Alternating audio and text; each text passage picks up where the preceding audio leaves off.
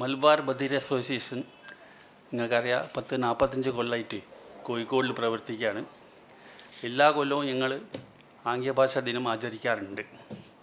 ഈ കൊല്ലം world international day of sign language 23 സെപ്റ്റംബറിനാണ് ഇവിടെ നമ്മൾ ആചരിക്കാൻ തീരുമാനിച്ചത്.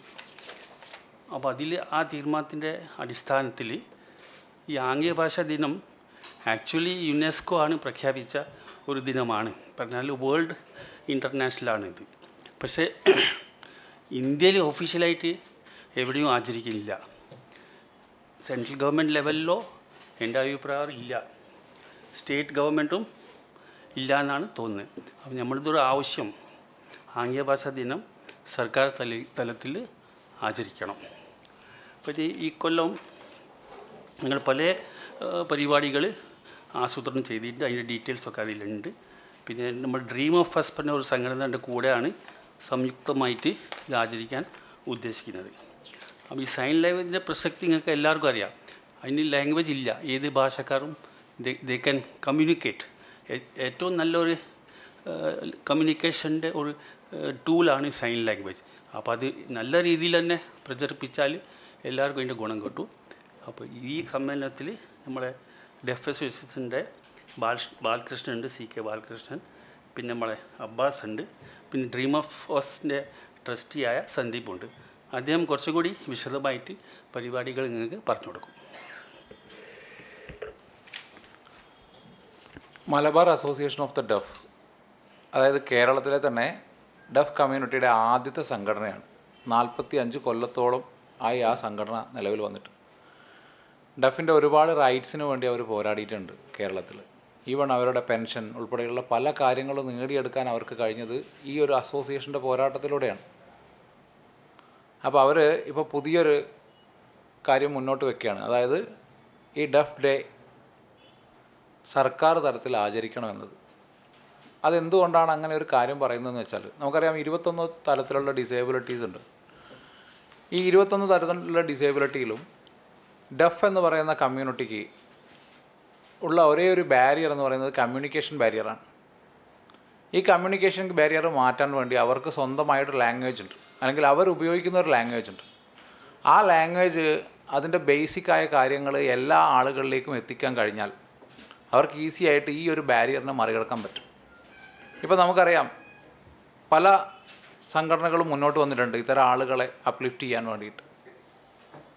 സ്പൂഫി എന്ന് പറയുന്ന ഒരു റെസ്റ്റോറൻറ്റ് ഇപ്പം ഡഫിന് മാത്രമായിട്ട് ഉള്ളൊരു റെസ്റ്റോറൻറ്റ് തുടങ്ങിയിട്ടുണ്ട്.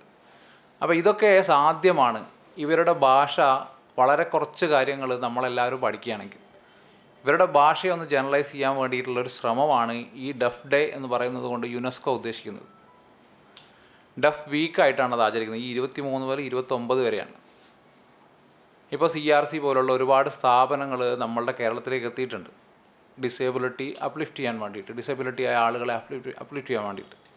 അപ്പോൾ അതിൻ്റെ കൂടെ ഇത്തരം കാര്യങ്ങൾ ചെയ്യുകയാണെങ്കിൽ ഡഫ് കമ്മ്യൂണിറ്റിക്ക് അത് വളരെയധികം ഉപകാരപ്പെടും എന്നുള്ളൊരു തിരിച്ചറിവിൽ നിന്നാണ് അവർ ഡഫ് ഡേ ആചരിക്കുന്നതും അതിൻ്റെ പ്രസക്തിയെയും കുറിച്ച് ഈ ഒരു ആഘോഷത്തിലൂടെ പറയുന്നത്.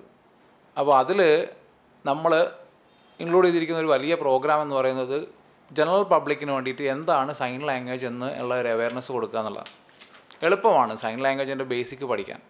ഏതൊരാൾക്കും ഏതൊരു കരിക്കുലത്തിൻ്റെയും ഭാഗമാക്കി ഒരു 5-10 ദിവസത്തെ ഒരു ട്രെയിനിങ് കൊടുത്താൽ ആൾക്കാർക്ക് ഈസി ആയിട്ട് കമ്മ്യൂണിക്കേറ്റ് ചെയ്യാൻ പറ്റും ഇവരോട്.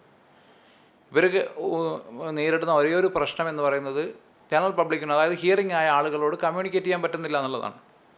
ഹിയറിംഗ് ആയ ആളുകൾ ഒരു 4-5 ക്ലാസ് നേടിക്കഴിഞ്ഞാൽ ബേസിക്കായ കാര്യങ്ങൾക്ക് ഇവരോട് കമ്മ്യൂണിക്കേറ്റ് ചെയ്യാൻ പറ്റും. ഇവരൊരു സ്ഥലത്ത് പോവുകയാണെങ്കിൽ എങ്ങോട്ടാണ് വഴി പോകേണ്ടത്, ഇന്ന സ്ഥലത്തേക്ക് പോകാൻ എന്താണ് വഴി എന്ന് ഇവർക്ക് പറഞ്ഞു കൊടുക്കാൻ ജനറൽ പബ്ലിക്കിന് ഈ 4-5 ക്ലാസ് കിട്ടിയാൽ പറ്റും.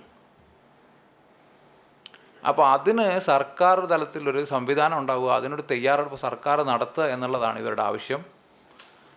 അതിനു വേണ്ടിയിട്ടുള്ള കർമ്മപരിപാടികളാണ് 1 ഡേ ഫുൾ പ്രോഗ്രാം. ആംഗ്യ ഭാഷയുടെ പ്രസക്തി എന്താണ് എന്നതിനെക്കുറിച്ച് MG യൂണിവേഴ്സിറ്റിയിലെ പ്രൊഫസർ മുസ്തഫ സാറിൻ്റെ ക്ലാസ് ഉണ്ട്. DDE ആണ് അത് ഉദ്ഘാടനം ചെയ്യുന്നത്. അത് കഴിഞ്ഞ് ഉച്ചയ്ക്ക് ശേഷം CRCയുടെ ഡയറക്ടർ റോഷൻ ബിജലി സാർ ഉദ്ഘാടനം ചെയ്യുന്ന ആംഗ്യഭാഷാ ദിനാചരണവുമായിട്ട് ബന്ധപ്പെട്ട ഒരു ക്വിസ് പ്രോഗ്രാമും അതിൻ്റെ പ്രചാരണവുമായിട്ടുള്ള ബീച്ചിലൊരു പ്രോഗ്രാം ഫ്രീഡം സ്ക്വയറിൽ. എത്രയാണ് ഈ ഒരു 1 ഡേ പ്രോഗ്രാമായിട്ട് പ്ലാൻ ചെയ്തിരിക്കുന്നത്? ഡ്രീം ഓഫ് അസ് എന്ന അസോസിയേഷൻ്റെ ഒരു ട്രസ്റ്റി മെമ്പറാണ് ഞാൻ. നമ്മൾ all over Kerala sign language support, ഇപ്പോൾ കോടതിയിലായാലും പോലീസ് സ്റ്റേഷനിലായാലും മറ്റ് സ്ഥലങ്ങളിലൊക്കെ സൈൻ ലാംഗ്വേജ് സപ്പോർട്ട് ആവശ്യമുള്ള ഡെഫ് കമ്മ്യൂണിറ്റിയിലെ ആളുകൾക്ക് ആ സപ്പോർട്ട് പ്രൊവൈഡ് ചെയ്യുകയാണ് നമ്മൾ ചെയ്യുന്നത്. കൂട്ടത്തിൽ ഈ സൈൻ ലാംഗ്വേജിൻ്റെ പ്രചരണവും ഡെഫ് അല്ലാത്ത കമ്മ്യൂണിറ്റികളിലേക്ക് സൈൻ ലാംഗ്വേജ് എന്താണ്, അതിൻ്റെ ആവശ്യകത എന്താണ് എന്ന് പറഞ്ഞു കൊടുക്കുകയും കൂടിയാണ് നമ്മൾ ചെയ്യുന്നത്. അതിൻ്റെ ഭാഗമായിട്ട് ഈ ഒരു പ്രോഗ്രാമിൽ MIODയുടെ കൂടെ മലബാർ അസോസിയേഷൻ ഓഫ് ദ ഡെഫിൻ്റെ കൂടെ നമ്മളും അസോസിയേറ്റ് ചെയ്യുന്നുണ്ട്. ഇത്രയും കാര്യങ്ങളാണ് നിങ്ങളോട് പറയാനുള്ളത്. ഇവിടെ വന്നിരിക്കുന്ന മറ്റ് 2 പേരും സംസാര വൈകല്യമുള്ള ആളുകളാണ്, സംസാരിക്കാൻ പറ്റാത്ത ആളുകളാണ്. ബാലകൃഷ്ണേട്ടനായാലും അബ്ബാസ് കെ ആയാലും. അപ്പോൾ മറ്റെന്തെങ്കിലും കാര്യങ്ങൾ നിങ്ങൾക്ക് ചോദിച്ചറിയാനുണ്ടെങ്കിൽ നിങ്ങൾക്ക് പറയാം.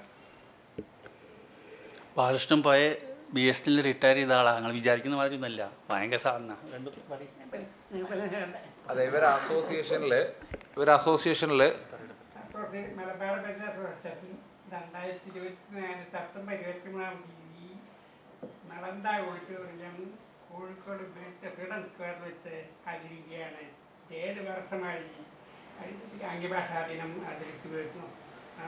പങ്കെടുത്ത് പത്രപ്രതികൾ എല്ലാവർക്കും ഉഷാറി പറഞ്ഞില്ലേ. അപ്പോൾ ഇക്കൊല്ലത്തെ theme sign up for sign language rights, അതാണ് ഇക്കൊല്ലത്തെ theme. Sign up for sign language തീമാണ് 2024 തീം. ബസ് വേറെ എന്തെങ്കിലും സംശയങ്ങളോ എന്തെങ്കിലും ചോദിക്കാണ്ടെങ്കിൽ ചോദിക്കുക. ഡെഫ് കമ്മ്യൂണിറ്റിയുടെ കളറായിട്ട് ബ്ലൂ കളറാണ് ഡിനോട്ട് ചെയ്യുന്നത്. ബ്ലൂ കളർ ഡിനോട്ട് ചെയ്തിട്ടാണ് അവരുടെ കളർ. അപ്പോൾ നിങ്ങളും ഇതിൽ സപ്പോർട്ട് ചെയ്യുക, അതാണ് നമുക്ക് ആകെ പറയാനുള്ളത്. Okay, thank you. ഈ പ്രചരണ പരിപാടി മാക്സിമം വിജയമാകുന്ന രീതിയിലുള്ള ഒരു മീഡിയ പബ്ലിസിറ്റി നിങ്ങളുടെ അടുത്ത് ഞങ്ങൾ പ്രതീക്ഷിക്കുകയാണ്. അതിനു വേണ്ടിയിട്ടാണ് ഈ പത്രസമ്മേളനം.